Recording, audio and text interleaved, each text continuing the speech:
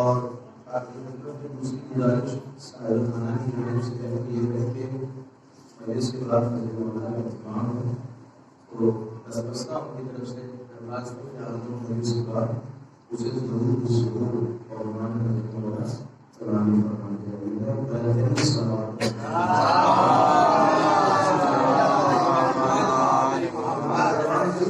تعلیم کے باوازِ برن سلوات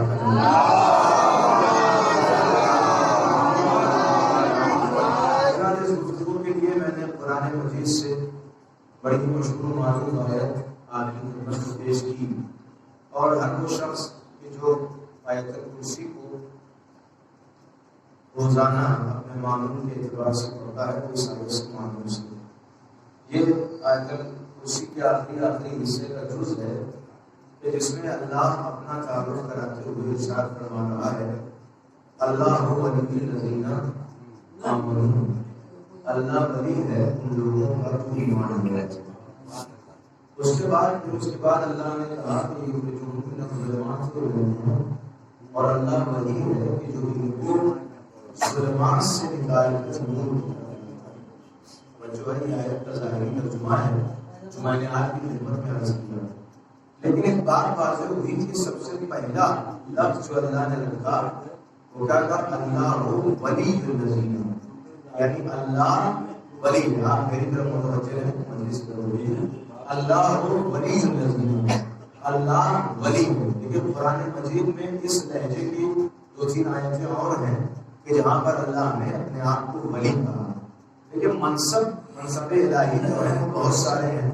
نبوت اللہ کا منصب ہے، خلت اللہ کا عطا کردہ منصب ہے، رسالت اللہ کا عطا کردہ منصب ہے، اور بھی اسی طریقے سے امامت اللہ کا عطا کردہ منصب ہے. بہت سارے منصب اللہ کو ہیں، لیکن اللہ نے اپنی نسبت کسی اور منصب سے نہیں دی ہے، اس لیے کہ وہ جو اور منصب ہیں وہ من اللہ ہیں، یعنی اللہ کی طرف سے ہوں، اللہ کے نہیں ہوں. اور جیسے نبوت اللہ کا بھیجا ہوا نبی، امام اللہ کا بھیجا ہوا امام، رسول اللہ کا بھیجا ہوا رسول، انبیاء اللہ کے بھیجے ہوئے انبیاء. جی ایک صلوات پڑھیں.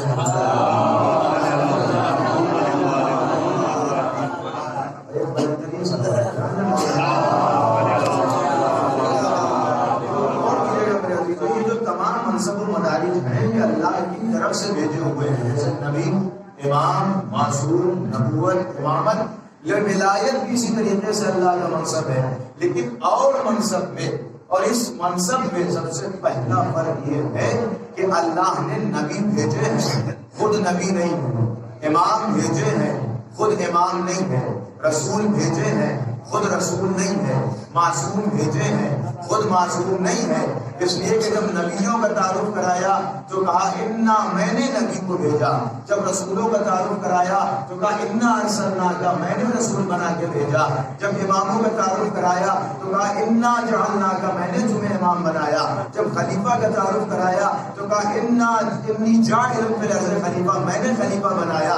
اس کا مطلب یہ ہے کہ چاہے خلافت ہو، چاہے نبوت ہو، چاہے امامت ہو، چاہے رسالت ہو، یہ سب اللہ کے منصب ہیں، اللہ کا منصب نہیں ہے. اور کیجیے گا یہ سب اللہ کے منصب ہیں، اللہ کا منصب نہیں ہے.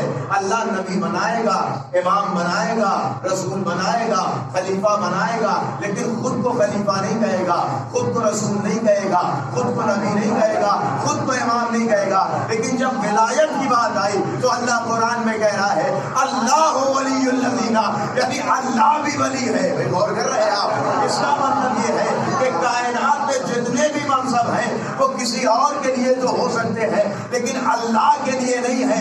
یہ واحد منصب وہ ہے جو علی کا بھی ہے، رسول کا بھی ہے، اللہ کا بھی ہے. اور اسی لیے کلمہ بھی ولایت سے بنا، چونکہ اللہ ولی تھا، رسول ولی تھا، علی ولی تھے، تو لہذا کلمہ بھی بنا لا الہ الا اللہ محمد رسول اللہ علی ولی اللہ. ایک صلوات پڑھے محمد علی.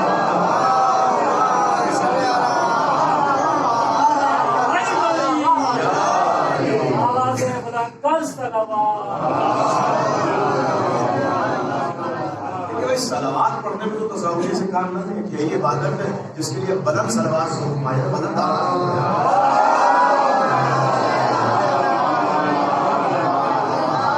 روایت میں آیا کہ جو آدمی پڑھا لکھا ہوتا ہے، زیادہ عام ہوتا ہے، وہ کم بولتا ہے، لیکن کہیں یہ نہیں آیا کہ کم سلوات ہوتا ہے، سلوات بلند آواز سے پڑھا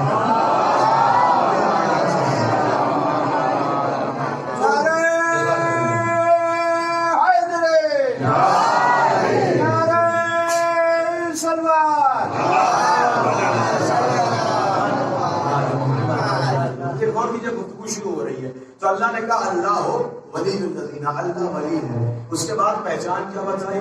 یخرجہم من الظلمات الی النور. اللہ ولی ہے لیکن ولی کی پہچان یہ ہے کہ وہ ایمان والوں کو ظلمت سے نکال کر نور کی طرف لاتا ہے. اس کا مطلب کم سے کم ولی وہ ہوگا کہ جو ظلمت سے نکال کر لوگوں کو نور کی طرف لائے.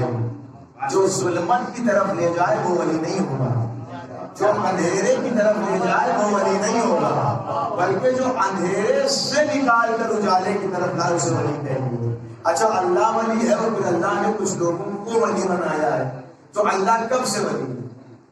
ایسا تو ہے نہیں کہ اللہ ولی دو چیزیں ہو. اللہ جب سے ہے تب سے ولی ہے، اللہ جب سے ہے تب سے ولی ہے.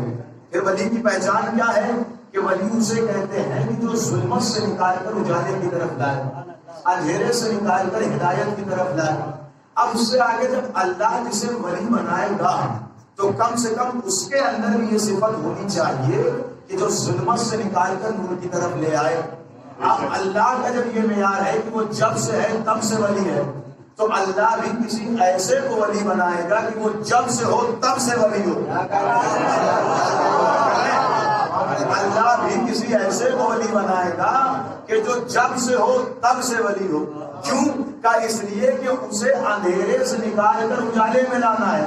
تو اب ولی وہ ہوگا کہ جو جب سے ہو تب سے ولی ہو. تو اس کا مطلب وہ جب سے ہو تب سے اندھیرے سے نکال کے اجالے میں لائے. بھائی اور کہنا اس کا مطلب چاہے وہ چھوٹا ہو، چاہے وہ بڑا ہو، چاہے وہ کمسن ہو، وہ تبھی سے اندھیرے سے نکال کر اجالے میں لائے. تو اندھیرے سے نکال کر اجالے میں لانے کا کانسیپٹ تو تب کلیئر ہوگا نا بھائی. وہی تو اندھیرے سے نکال کر اجالے میں لائے گا نا جو خود کبھی اندھیرے میں نہ رہا ہو. اس کا مطلب ولی وہ ہوگا کہ جو بچپن سے ولی ہو، اور پھر اس کی نشانی یہ ہے کہ وہ بچپن سے یعنی ابتدا سے ہی اندھیرے سے نکال کر اجالے میں لائے. تو اندھیرے سے نکال کر اجالے میں لانے کا کانسیپٹ کلیئر تب ہوگا کہ جب وہ خود پہلے کبھی اندھیرے میں نہ رہا ہو. تو چاہیے تاریخ عرب میں ڈھونڈیے کہ وہ کون ہے کہ جو کبھی اندھیرے میں نہیں رہا. اب آپ غور کریں تو تاریخ میں تمام ناموں کی فہرست ملے گی. صاحب یہ رضی اللہ، وہ رضی اللہ، ہاں رضی اللہ، یہ رضی اللہ، فلاں رضی اللہ، سب رضی اللہ. لیکن جب مولا علی کا نام آتا ہے تو کہتے ہیں کرم اللہ وجہہ. کسی نے دیکھیں میں جو پڑھ رہا ہوں وہ تمام علماء متفقہ علماء کی کتابوں سے پڑھ رہا ہوں. اب آپ انہیں سے پوچھئے کہ جب سب رضی اللہ تو علی کیوں کرم اللہ؟ تو آواز آئے گی علی اس لیے کرم اللہ کہ انہوں نے کبھی بھی کسی بت کے آگے سر نہیں جھکایا. انہوں نے کبھی بھی کسی بت کے آگے سر نہیں جھکایا. کا کیا مطلب؟ کہا نہ بچپن میں جھکایا، نہ جوانی میں جھکایا، نہ نوجوانی میں جھکایا. ہم نے کہا بچپن میں بھی نہیں جھکایا؟ کہنے لگے ہاں بچے تھے لیکن نہیں جھکایا، چھوٹے تھے لیکن نہیں جھکایا. تو یہ بات تو سب نے لکھ دی نا کہ علی نے بچپن میں بھی کسی بت کے آگے سر نہیں جھکایا. جیسے یہ بچہ بیٹھا ہوا ہے، اس کی جو فضیلت بیان کی جائے گی، کہا جیسا یہ بچہ بڑا شریف ہے، میں آپ سے کہنے لگوں صاحب یہ بچہ بڑا شریف ہے تو میں اسے پہچانتا ہوگا. وہ مجھ سے پلٹ کے کہے گا مولانا بچہ نہیں شریف ہے، ان کے باپ بھی بڑے شریف ہیں. بھائی اور مجھے میں کہاں لے جانا چاہتا ہوں، ان کے باپ بھی بڑے شریف ہیں. کیونکہ بچے کا اس میں کیا ہے؟ بچہ تو وہی کرتا ہے جو باپ کو کرتے ہوئے دیکھتا ہے. تو نہ ان کے باپ نے کسی کو گالی بکی، نہ یہ کسی کو گالی بک رہے ہیں. ان کے باپ شریف ہیں تو لہٰذا یہ بھی شریف ہے. اور میں ابھی کسی گلی سے گزر رہا ہوں، ایک بچہ گالی بک رہا ہوں تو میں کہوں گا بدتمیز بچہ، بتائیے اتنی کم عمر میں اتنی بڑی بڑی گالیاں دے رہا ہے. گالیاں تو بڑی چھوٹی ہوتی ہیں نا, تو اتنی بڑی بڑی گالیاں دے رہا. تو آپ کہہ رہے مولانا ذرا بچ کے چلیے, ان کے باپ بھی ایسے ہی ہیں. جب گھر میں وہ گالیاں بنیں گے تو بچہ وہی تو دیکھ کے کاپی کرے گا. اس کا مطلب بچہ وہی کرتا ہے جو والدین کو کرتے ہوئے دیکھتا ہے. لیکن میں اپنے عقیدے سے گفتگو نہیں کر رہا ہوں, کتاب کی عبارت سے گفتگو کر رہا ہوں. عقیدے سے گفتگو ہوگی تو کوئی اور ہوگی, لیکن جب عبارت سے گفتگو ہوگی تو کچھ اور ہوگی. بھائی اللہ کے بھائی یہ کانسیپٹ کلیئر ہے, بالکل عقلی ہے. بچہ وہی کرتا ہے جو اس کے والدین کرتے ہیں. اب خود ہی تاریخ میں لکھتے ہیں کہ علی نے بچپنے میں بھی کسی بت کے آگے سر نہیں جھکایا. تو ہم بھی تو یہی کہہ رہے ہیں بھائی کہ بچہ وہی کرتا ہے جو اس کے باپ کرتے ہیں. اس کا مطلب یہ ہوا کہ اگر علی نے بچپن میں کسی کے آگے سر نہیں جھکایا تو پھر ابو طالب نے بھی کسی بت کے آگے سر نہیں جھکایا. ایک صلوات پڑھیں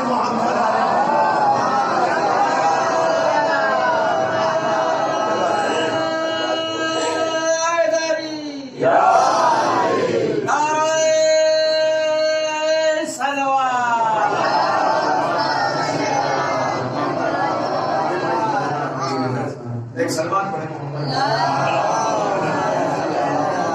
لیکن میں بہت زیادہ دیر مجلس نہیں پڑھنے کا ہوں, لیکن ایک سلوات پڑھیں. ٹھیک, توجہ ادھر رہے عزیزوں. تو اس کا مطلب یہ ہے کہ بچہ وہی کرتا ہے جو والدین کو کرتے دیکھتا ہے. اب علی بچپن میں کسی بت کے آگے سر نہیں جھکا رہے ہیں, تو اس کا مطلب یہ ہے کہ گھر میں بھی تو یہی دیکھا نا کہ کسی بت کے آگے سر نہیں جھکایا گیا. اب گفتگو آگے بڑھی. ولی وہ ہوگا کہ جو شروع سے ہی ولی ہو اور ظلمات سے نکال کر, کہ ظلمات ہے ظلم کی جمع, ظلمت کی جمع, ظلمت کی جمع. ظلمت کہتے ہیں اندھیرے کو. یہاں اندھیرے سے مراد یہ والا اندھیرا نہیں جو کمرے میں ہو جاتا لائٹ کے چلے جانے پر.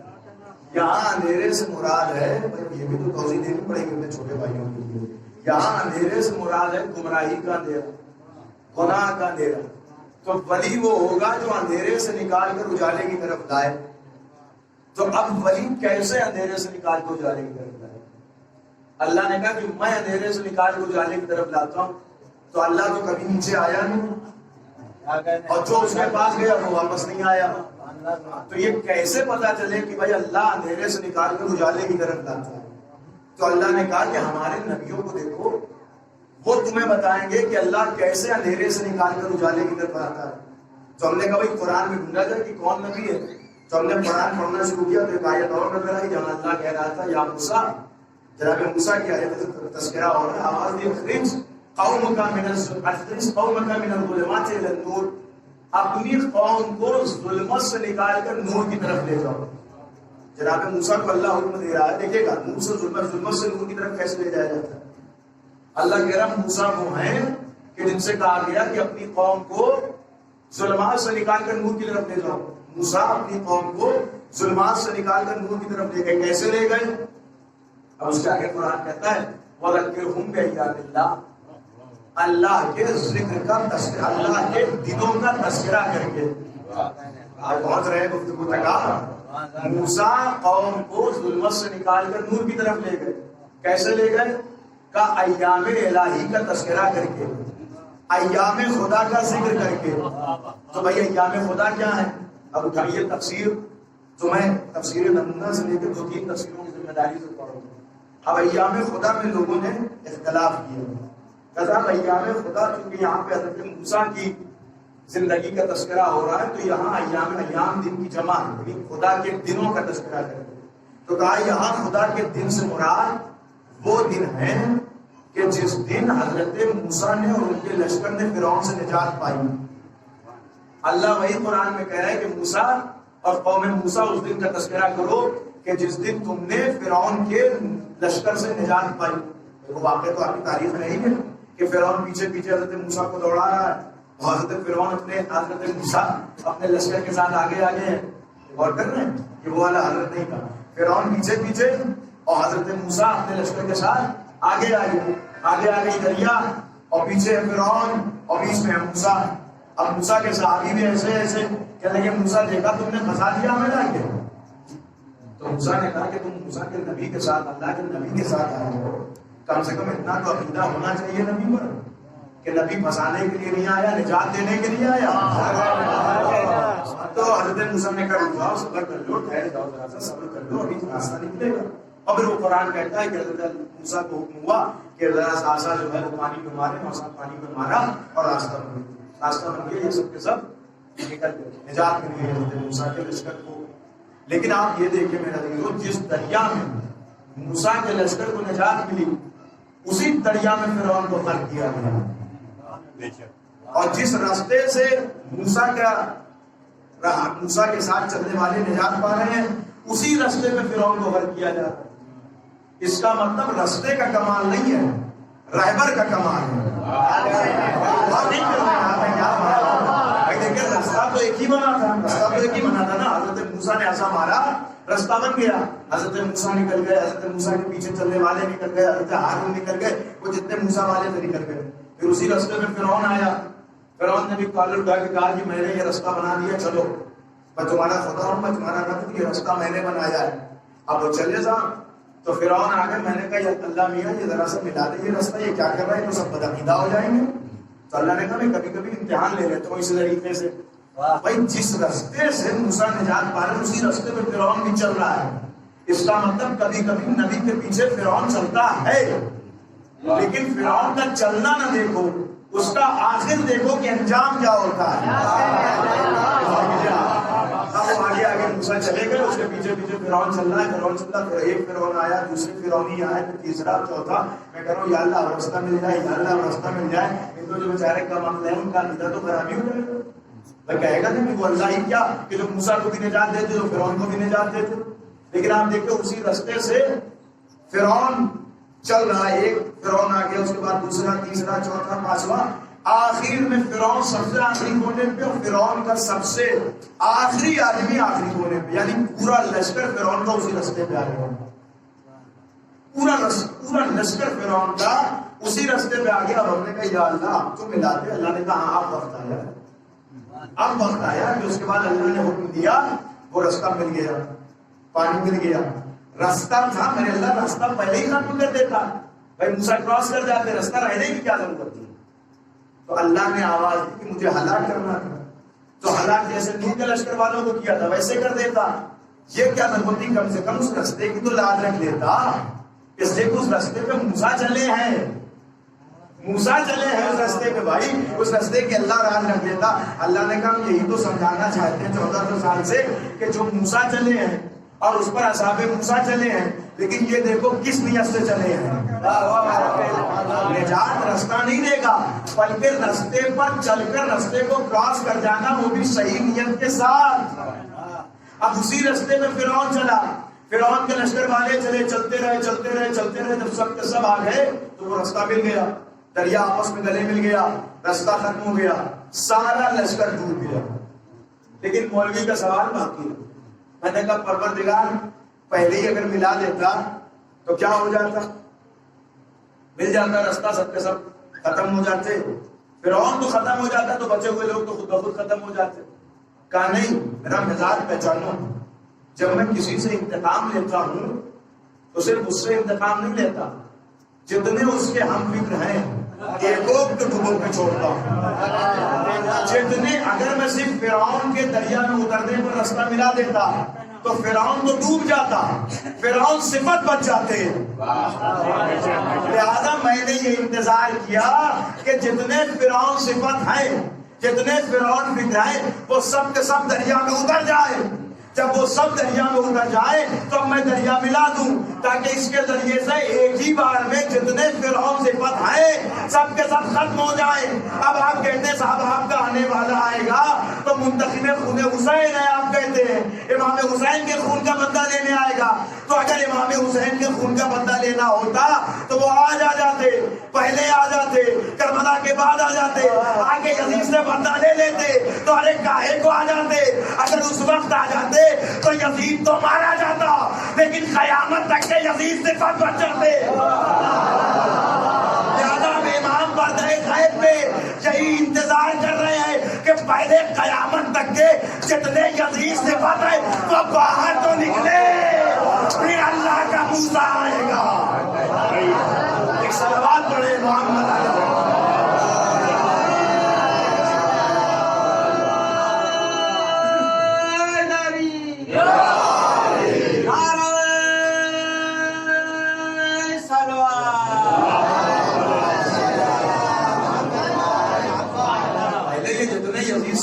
باہر کو نکلے. جب یہ سب کے سب قیامت تک والے نکل آئیں گے تب امام آئیں گے اور پھر سارے کے سارے یزید صفت والوں کو ختم کر دیں گے. لیکن اب اس کا یہ مطلب نہیں ہے کہ ہم امام کو بلا نہیں چھوڑ دیں. امام تو تبھی آئیں گے جب ان کو آنا ہے, جو اللہ کے حکم سے آنا ہے. اب امام کو اس لیے نہیں بلا رہے کہ امام آ جائے, اب امام کو اس لیے بلا رہے ہیں کہ ہم امام کے لشکر کے قابل بن جائیں. ہماری دعا کا کانسیپٹ الگ ہے. ہماری دعا اس لیے نہیں ہے کہ مطلب کوئی غلط فہمیاں پھیلا دے کہ صاحب اگر امام کو آنا ہے تو آپ نے کہا ہے کہ صاحب وہ دنیا ظلم و جور سے بھر جائے گی تو چلو پہلے ظلم و جور سے دنیا کو بھر دیا جائے. یہ سب کانسیپٹ غلط ہے. یہ ایسا کچھ نہیں ہے. امام آئیں گے, بالکل آئیں گے. امام کی غیبت کا 2 وقت. امام نے یہ بھی فرمایا کہ اگر ابھی ہمارے شیعہ ہمارے ظہور کے لیے جمع ہو جائیں تو ابھی ہم ظہور فرما دیں. لیکن یہ روایت کچھ چیزیں ہیں, بہرحال کچھ چیزیں کانسیپٹ کے ساتھ ہوتی ہیں, کچھ طریقوں کے ساتھ ہوتی ہے. بہرحال تو یزید پہلے نکل تو آئے جتنے یزید, اور دیکھیں نکل رہے ہیں یزید. ابھی کچھ دن پہلے پاکستان میں کچھ یزید نکلے تھے. نکلے تھے نا. آپ تو سوشل میڈیا سے تعلق رکھتے ہیں, آپ تو جانتے ہوں گے بنام دشمنی علی ولی اللہ. کم سے کم نکلے تو ولایت نے انہیں باہر تو نکالا کہ نکلو باہر. اور پچھلے سال بنام یزید نکلے تھے. تو یزید خوب نکل رہے ہیں. لیکن سوال یہ ہے کہ گلوں میں چھپے ہوئے یزید نکل کیوں رہے ہیں؟ بھائی اتنے دن سے چھپے ہوئے کبھی نکل کیوں رہے ہیں بلوں میں چھپے ہوئے یزید؟ تو دیکھیے بلوں میں جو کیڑے چھپے ہوتے ہیں وہ 2 وجہ سے نکلتے ہیں. ایک تو جب بارش زیادہ ہوتی ہے تب نکلتے ہیں, دوسرے جب گرمی زیادہ ہوتی تب نکلتے ہیں. جملہ کہہ دوں میں, ان کا بلوں سے نکلنا بتا رہا ہے کہ آنسوؤں کی بارش زیادہ ہوئی ہے, محبت علی کی گرمی بڑھا دی گئی ہے, لہذا یہ بلوں سے اور بھی اور نکلیں گے. اسی لیے اس لیے کہ آنسوؤں کی بارش میں اضافہ ہوگا اور ولایت کی گرمی میں اضافہ ہوگا. یہی 2 چیزیں ہیں جس سے چھپے ہوئے یزید باہر نکلتے ہیں. بہرحال تو سنیے میرے عزیزوں, تو اب موسیٰ کو حکم ہوا کہ آپ لے کے چلے جائیں. تو جس دن یہ کام ہوا اس دن کو ایام الہی کہا جاتا ہے. تفسیر پڑھ رہا ہوں. ایک صاحب نے کہا کہ ایام خدا اسے کہتے ہیں کہ جس دن موسیٰ اور موسیٰ کی قوم نجات پا گئی. اب اللہ قوم موسیٰ سے یہی کہہ رہا ہے کہ انہیں ایام کا تذکرہ کرو. ایک صاحب ہے کہتے ہیں کہ نہیں, یہ تو ہے ہی ہے, بلکہ ایام الہی اس دن کو کہا جاتا ہے جس دن حضرت ابراہیم نار نمرود سے نجات پائے ہوئے. نار نمرود, حضرت ابراہیم کو جب منجنیق میں بیٹھا کر اور گھما کر پھینکا گیا نار نمرود کی طرف, تو اللہ نے آگ کو جناب ابراہیم کے لیے گلزار بنا دیا کہ اس دن کو ایام الہی کہا جاتا ہے, ایام خدا کہا جاتا ہے. ایک صاحب کہتے ہیں کہ نہیں یہ نہیں ہے, یہ تو ہے ہی ہے. ایام الہی اس کو کہتے ہیں جس دن حضرت نوح کی کشتی کوہ جودی پر ٹھہر گئی, اس دن کو ایام الہی کہا جاتا ہے.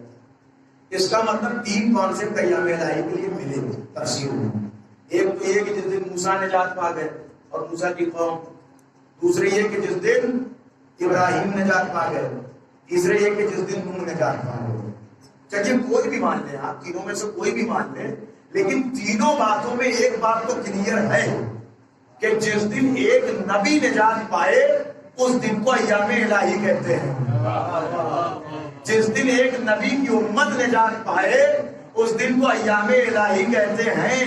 اس کا مطلب جس دن ایک نبی نجات پائے جب اسے ایام الہی کہا جاتا ہے تو کیا کہنا اس دن کا کہ جس دن آدم کی محنت بچ جائے, نوح کی محنت بچ جائے, ابراہیم کی محنت بچ جائے, موسیٰ کی محنت بچ جائے, سارے نبیوں کی محنت بچ جائے, تو پھر کہنا پڑے گا نا کہ قرآن کہہ رہا ہے کہ فذکرہم بایام اللہ, کہ ان سے کہو کہ ایام الہی کا تذکرہ کرے. تو جیسے موسیٰ کی قوم کے لیے ذکر موسیٰ کرنا ضروری, جیسے نوح کی قوم کے لیے ذکر نوح کرنا ضروری, جیسے ابراہیم کی قوم کے لیے ذکر ابراہیم کرنا ضروری, ویسے ہی اس قوم کے لیے ذکر عاشورہ کرنا ضروری ہے. اس قوم کے لیے ذکر عاشورہ کرنا ضروری ہے. کیوں؟ کہ اس لیے کہ عاشور ہے کہ جس دن صرف ایک نبی نہیں بلکہ سارے نبیوں کی محنت کو بچایا گیا. ایک اور کی جگہ جس دن ایک نبی بچ جائے اس دن یہ عالم ہے. تو جس دن دین بچ جائے, جس دن شریعت بچ جائے, جس دن اسلام بچ جائے, جس دن سارے انبیاء کی محنتیں بچ جائے, تو پھر اس دن کا کیا کہنا ہوگا؟ اس کا مطلب قرآن تو کہہ رہا ہے نا کہ ان ایام کا تذکرہ کرو. اچھا آپ یہ دیکھیے, یہ جو آیتیں ہیں حضرت موسیٰ کے دور میں تو حضرت موسیٰ کا تذکرہ ہو گیا, حضرت نوح کے دور میں تو حضرت نوح کا تذکرہ ہو گیا, حضرت ابراہیم کے دور میں حضرت ابراہیم کا تذکرہ ہو گیا. اب اس آیت میں ملت مسلمہ کیسے ہوگی؟ تو اس کو بھی تو کچھ ایسے دن ڈھونڈنے ہیں کہ جن کا تذکرہ کرنا ہے. اگر وہ آدم کا تذکرہ کرے تو موسیٰ کا چھوٹ جائے گا, موسیٰ کا تذکرہ کرے تو نوح کا چھوٹ جائے گا, نوح کا تذکرہ کرے تو ابراہیم کا چھوٹ جائے گا. تو کوئی ایسی جگہ ڈھونڈو کہ جہاں آ کے بیٹھ جاؤ تو سارے تذکرے مل جائیں, اور کوئی ایسا ذکر ڈھونڈو کہ جس کا ذکر کرو تو سارے انبیاء کا ذکر ہو جائے. تو ہمیں تو کوئی ایسا ذکر نہیں ملا, بس ایک ہی ذکر ملا جس کے لیے نبی نے کہا من اراد ان ينظر الى آدم في علمه ونوح في تقواه وموسى في هيبته ويوسف في جماله وعيسى في فضله ومحمد في كماله فلينظر الى وجه علي بن ابي طالب. جو چاہتا ہے آدم کا علم دیکھے, نوح کا تقویٰ دیکھے, ابراہیم کی خلت دیکھے, موسیٰ کی ہیبت دیکھے, عیسیٰ کا زہد دیکھے, یوسف کا جمال دیکھے, محمد کا کمال دیکھے, تو وہ علی کا چہرہ دیکھے. اس کا مطلب علی کے ذکر میں سارے انبیاء کا ذکر ہے. تو یہ ملے گا کہاں؟ ارے علی کا ذکر کرنا ہے تو فرش حسین پر بیٹھ جاؤ, ایک صلوات پڑھ دے.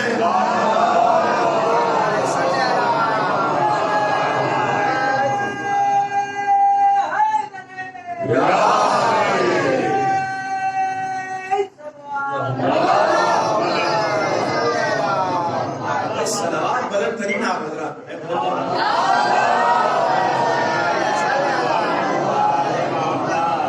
لبیک یا حسین, لبیک یا حسین, لبیک یا حسین, لبیک یا حسین, لبیک یا حسین, لبیک یا حسین. نعرہ حیدر, نعرہ سلوان.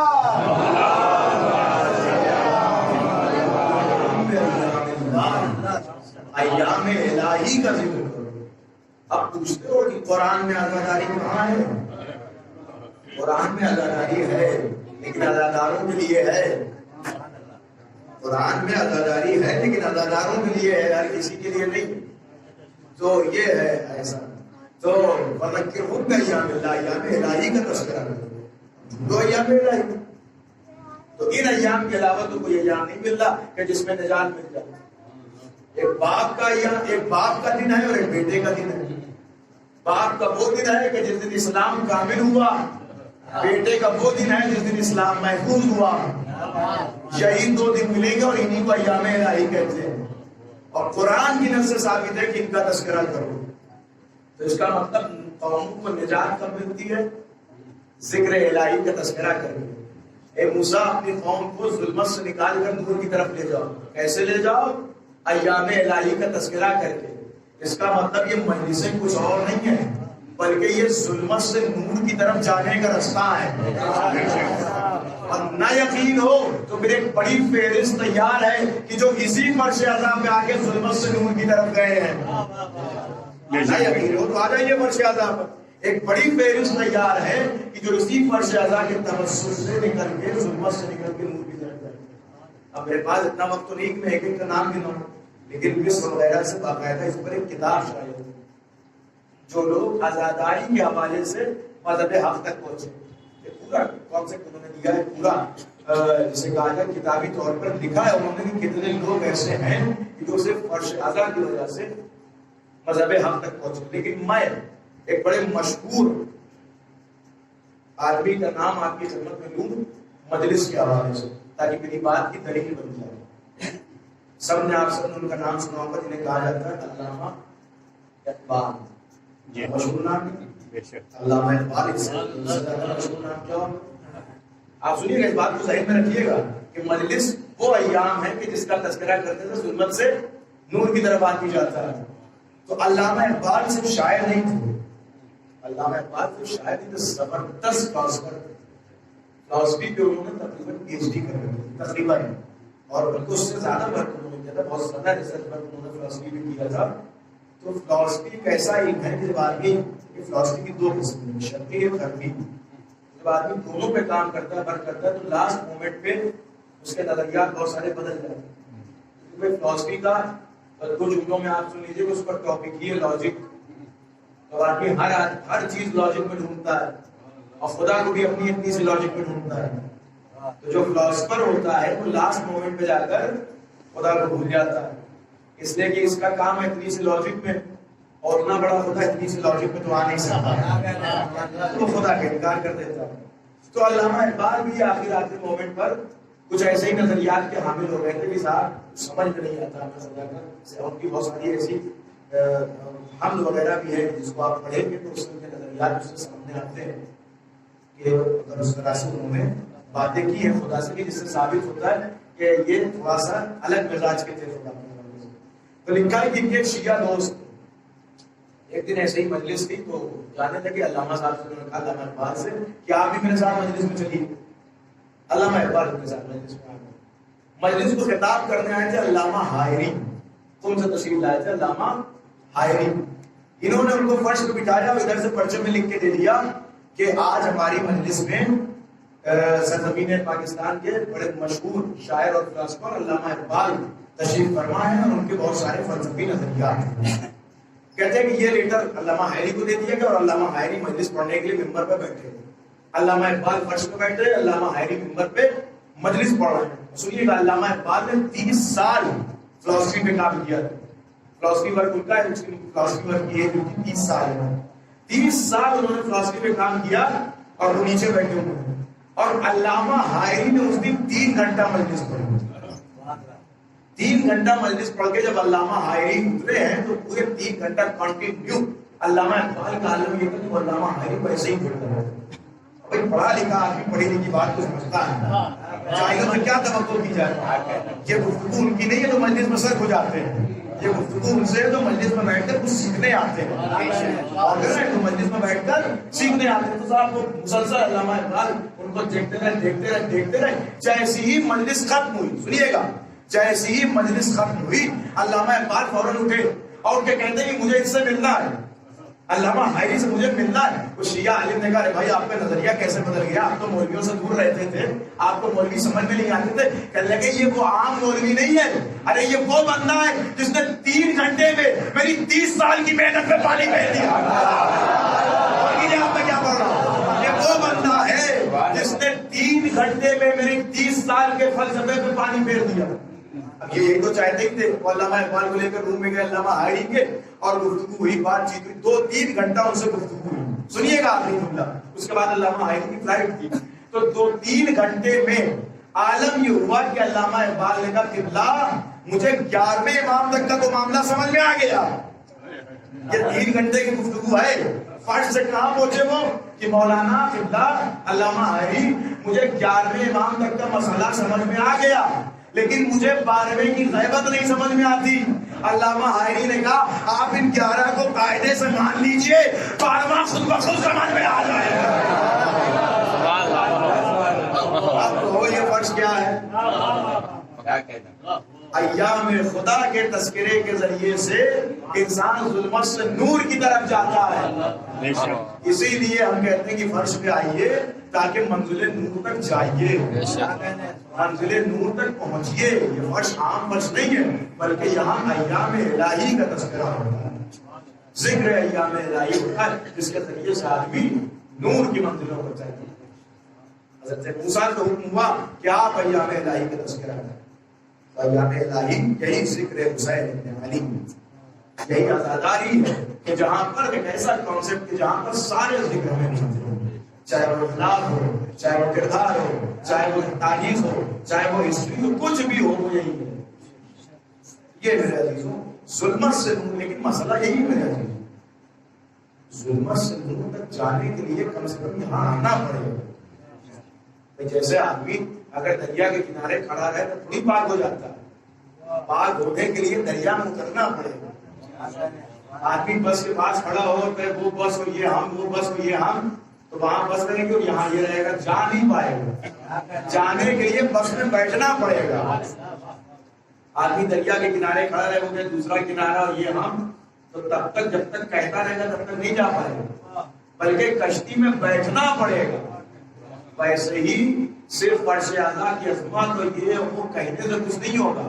اگر کچھ پانا ہے تو فرش اعلیٰ پہ آنا پڑے گا تاکہ وہ مقام اور عظمت فرش اعلیٰ سمجھ لیں.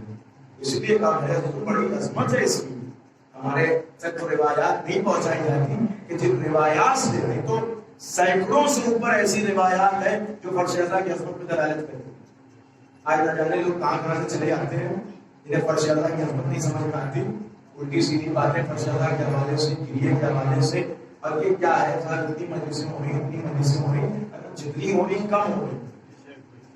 اگر آدمی کو فرش اعلیٰ کی اہمیت پتہ چل جائے تو فرش اعلیٰ سے اٹھے ہی نہ، فرش اعلیٰ سے آدمی اٹھے ہی نہ اور مر جائے اسی فرش اعلیٰ پہ مرنے کی تمنا. یعنی کہاں سے پڑھ کے چلے آتے لوگ، روایات میں وارد ہے فرش اعلیٰ. روایات سے ثابت ہے کہ فرش اعلیٰ کو ہمارے چہرے سیاہ اور ہمارا گھر، اور کہاں شہزادی اسمتوں کا گھر ہے. کس میں ہمت ہے کہ شہزادی کو اپنے گھر بلائے. فرشادہ نے ہمیں اجازت بخشا ہے کہ وہ فرشادہ پہ بیٹھتے ہیں اور خاتون جنت کو اپنے گھر بلا لیتے ہیں. یہ مذاق نہیں ہے، یہ خطیبوں کی کڑی خطابت نہیں ہے جسے آپ ہلکے میں ڈال دیں. اس ذمہ داری سے عرض کر رہا ہوں، روایت سے ثابت، تواتر سے ثابت. ہم نہ مانے آپ روایت کو، لیکن کم سے کم اتنا تو مانتے ہیں کہ اگر اہل بیت کو بلایا جائے تو وہ آتے ہیں. تو کوئی سیدہ کو بلایا تو بولنا ایسا ہو سکتا ہے؟ سوالی. تو بتائیے کہ جب ہم یہاں پر آ کر پہلو نشین سیدہ بن رہے ہیں تو احترام کہاں چلا جاتا، وصلت کہاں چلی جاتی ہے؟ میرے عزیزوں، آج ہمارے پاس جو کچھ ہے وہ اللہ. یعنی میں اگر یہ جملہ کہہ دوں تو غلط نہیں ہوگا کہ فرش اعلیٰ وہ ہے جو کار خداوندی کو اپنے دوش پہ اٹھائے ہوئے. خدا نے کیا کہا کہ یہ میرا کام ہے کہ میں لوگوں کو ظلمت سے نکال کے نور کی طرف لاتا ہوں. یہ میرا کام ہے کہ میں لوگوں کو ظلمت سے نکال کے نور کی طرف لاتا ہوں. اور آج یہ کام کون کر رہا؟ کوئی رسول نہیں، کوئی حبیب نہیں، کوئی نبی نہیں، کوئی فرشتہ نہیں، یہ فرش اعلیٰ کہ جس کے ذریعے سے لوگ ظلمت سے نکل کے نور کی طرف، اور نور والے نور کی وادی میں سفر کرتے ہیں. بس میں نے تمام کی، میں نے تمام کی. اس سے کہا گیا ہے کہ مصائب زیادہ پڑھو، بے شک مصائب زیادہ ہوتے ہیں ان ایام میں لفظ جب عالم محمد کو مصائب زیادہ ہے. یہ فرش اعلیٰ آپ آتے ہیں، ہم آتے ہیں، سب کی الگ الگ نیت ہوتی ہے. تو ذکر برکت لینے آتے ہیں، تو ذکر معرفت لینے آتے ہیں، تو فضائل سننے آتے ہیں، ہر آدمی کو ثواب لینے آتے ہیں، ہر آدمی اپنے اپنے طریقے سے. لیکن یہاں ایک بی بی آتی ہے جو غصہ کرتی ہے، جو اپنے لال پہ معطوف کرنے والوں کو چڑا دیتی ہے. قیامت کے ایام چل رہے ہیں، تاریخ لکھتی ہے، علماء پڑھتے ہیں تواتر کے ساتھ. جب مجلس کی بات ہوتی ہے تو بی بی بقی سے نکل کر پہلے شام جاتی ہے اور جا کے کہتی ہے بی بی سکینہ صلی اللہ علیہ وسلم، یہ بیٹی چلو تمہارے بابا چلو تمہارے بابا کو ہونے والے ہیں. آگے کہتی ہے تمہارے نام سکینہ، نام زینب صلی اللہ علیہ وسلم اور جناب سکینہ صلی اللہ علیہ وسلم تینوں کی بیان فرش اعلیٰ رسول اللہ تھی. اور ہم نے لکھا ہے جب وہ آتی ہوں جب وہ بچی ہوتی ہے تو اللہ کی چنا لیکن کہتی ہے بھی اپنی سے بہت لوگ ہیں، یہ بہت لوگ ہیں جو میرے بابا کا نام سن رہی ہو. شہزادی کہتی ہے کہ بیٹی تمہارے بابا کی جیسی شہزادی کہتی ہے بیٹی تمہارے بابا کی ازادار ہے. سکینہ تڑپ کے ایک جملہ کہتی کاش کا ازادار کربلا میں ہوتے. اے بھوبی اماں اگر یہ کربلا میں ہوتے تو آپ کی چادر نہ چھلتی. یہ پھوپھی اماں اگر یہ کربلا میں ہوتے تو میرا باپا پیاسا نہ مارا جاتا. یہ پھوپھی اماں یہ کربلا میں ہوتے تو میرے بندے نہ چھنتے, میرے اوپر ظلم و ستم نہ ہوتے. ہاں احباب اللہ, یہی وہ ایام چل رہے ہیں نا جنہیں یاد کر کے سجاد 40 سال روتے, 35 سال روتے رہے امام سجاد یہ ایام کو یاد کر کے. پوچھا نبی راز نے کہ مولا کتنا آپ گریا کریں گے, پوچھا ابن منذر نے مولا کتنا گریا کریں گے, پوچھا لوگوں نے تو امام کیا جواب میں کہتے تھے الشام الشام الشام, شام مجھے خون کے آنسو ہو رہا تھا. ابن منذر نے پوچھا مولا شام میں ایسی کیا مصیبت ہے, ایسا کیا ماجرا ہو گیا شام میں کہ آپ کو شام بھولے نہیں بھولتا, مولا ایسا کیا ہو گیا کہ آپ مسلسل شام میں گریا کرتے ہیں. تو امام نے کہا شام میں 7 مصیبتیں ایسی ہمارے اوپر ہوئی کہ جن کا بیان کرنا میرے سمجھ سے. امام کہتے ہیں ابن منذر شام میں ایسی 7 مصیبتیں ہمارے اوپر وارد ہوئی کہ جنہیں اگر دیکھ لے آدمی تو کلیجہ کہا مولا کیا ہو گیا شام میں. کہا ابن منذر جب ہم شام میں داخل ہوئے تو سب سے پہلے 3 دن تک ہمیں شام کے دروازے پر روک دیا گیا. کیوں روک دیا گیا؟ کہا اس لیے کہ ابھی 3 دن تک شام کا بازار سجایا جا رہا ہے, آئینہ بندی کی جا رہی تھی. کیوں؟ کہا اس لیے کہ وہاں سے نبی زادیوں کو گزارا تھا. ارباب اعظم میں تو نہیں گیا سیریا کی زیارت, لیکن جو گئے ہیں وہ افراد بتاتے ہیں کہ بازار سے دربار تک کا راستہ اگر آدمی آرام میں چلے تو 60 منٹ کے اندر طے کر لیتا ہے. لیکن سنیں گے ارباب اعظم, تاریخ لکھتی کہ علی کی بیٹیوں کو وہ 60 منٹ کا راستہ 72 گھنٹے میں طے کرنا ہوا. کھڑی رہی شہزادیاں 3 دن تک بازار میں, اور لوگ آتے رہے شہزادیوں بچے آتے, بال کھلے ہوئے بال لیتے. ایک مرتبہ ابن منذر سے امام نے کہا سنو گے دوسری میرے اوپر مصیبت کیا تھی؟ مولا کیا تھی؟ کہا جیسے ہی ہم شام میں داخل ہوئے تو کوئی صدقے کی کھجوریں پھینکتا تھا, کہتا تھا لو باغیوں کا قافلہ آ گیا ہے, اور ہم سادات اور ہمارے اوپر صدقے کی کھجوریں پھینکی جا رہے ہیں. امام کہتے سنو گے تیسرا ظلم کیا تھا؟ کچھ لوگ تو صدقے کی کھجوریں پھینکتے تھے. ابن منذر تیسرا ظلم یہ تھا کہ ہمارے اوپر کچھ گرم پانی پھینکے جاتے تھے. ہم راستے میں کھڑے تھے اور لوگ گرم پانی انگارہ ہمارے اوپر پھینکتے تھے. اور اس کے بعد سنو گے ابن منذر چوتھا ظلم کیا ہوا؟ کہ ہم شام میں کھڑے تھے, شبل ملعون آواز دیتا تھا ہذہ سبایا من بنات رسول اللہ, ارے یہ رسول کی بیٹیاں ہیں جس نے رسول سے بدلہ لینا, آؤ ان سے بدلہ لے.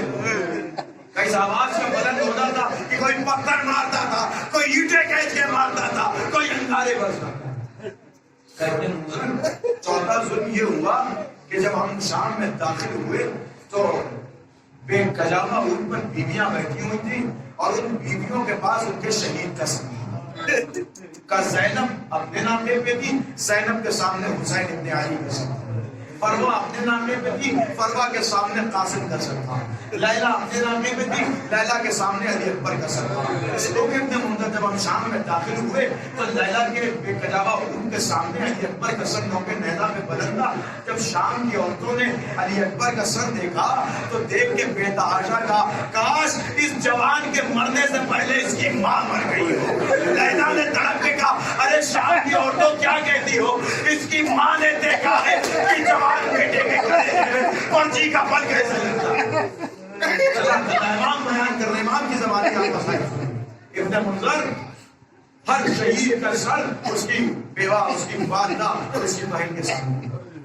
ابن منذر سنو گے ہمارے اوپر 5ویں مصیبت کیا تھی؟ جب ہم شام میں داخل ہوئے تو ہمارے اوپر 5ویں مصیبت یہ تھی کہ ہماری چھوٹی بہن تھی اور ساری بیویاں تھیں جن کے سب کے گلے میں ایک رسی باندھی تھی. اے ابن منذر میری بہن کبھی دایاں پیر اٹھاتی تھی, کبھی بایاں پیر اٹھاتی تھی, کبھی دایاں پیر اٹھاتی تھی, کبھی بایاں پیر اٹھاتی تھی. میری بہن ایک ہاتھ سے اپنے چہرے کو چھپائے ہوئے تھی اور ایک ہاتھ سے گلے کی رسی پکڑے ہوئے تھی, اس لیے کہ بیویاں اگر کھڑی ہوتی تھی تو میری چھوٹی بہن کا گلا گھٹنے لگتا. ابن منذر سنو گے اور مصیبت کیا تھی. اے ابن منذر جب ہم شام میں داخل ہوئے تو میرے چچا کا میرے بابا کا سر سامنے تھا اور شراب خان یزید شراب پی کے میرے بابا کے سر پہ چھڑی سے مارتا تھا اور کہتا تھا یہ بدر کا بدلہ, یہ احد کا بدلہ. اور یہ کہنے کے بعد کہتے ابن منذر اچھا مجھے یہ بتاؤ, ابن منذر یہ بتاؤ سب سے سخت وقت ایک بھائی, سب سے اچھا کام ایک بھائی کا ایک بہن کے لیے کیا ہوتا ہے؟ ابن منذر نے کہا مولا یہ ہوتا ہے کہ وہ بہن اس سے کچھ مانگے اور وہ بھائی اسے دے دے, وہ بھائی اسے دے دے. روایت کے جملہ علماء پڑھتے وہ کہتے امام کہتے ابن منذر مجھ سے کیا غلط ہو گیا, میں نے کیوں سکینہ کو دے دیا؟ ابن منذر طرف گئے, کہا مولا آپ کیا کہہ رہے ہیں؟ کہا اے ابن منذر سنو گے شام کے بازار میں جب ہم کھڑے تھے تو دھوپ کی بہت تپش تھی. میری 4 سالہ کمسن بہن میرے پاس آئی اور آگے کہتی ہے اے بھیا سجاد کیا اجازت ہے کہ میں تھوڑی دیر سائے میں بیٹھ جاؤں؟ اے ابن منذر میں نے اپنی بہن کو سائے میں بیٹھنے کی اجازت دے دی. ابھی تھوڑی دیر میری بہن سائے میں بیٹھی تھی کہ کسی نے شبر سے کہہ دیا شبر تازیانہ لہراتا ہوا آیا. میری بہن کے سر کے باہر پکڑ کے تازیانوں سے بے حرمت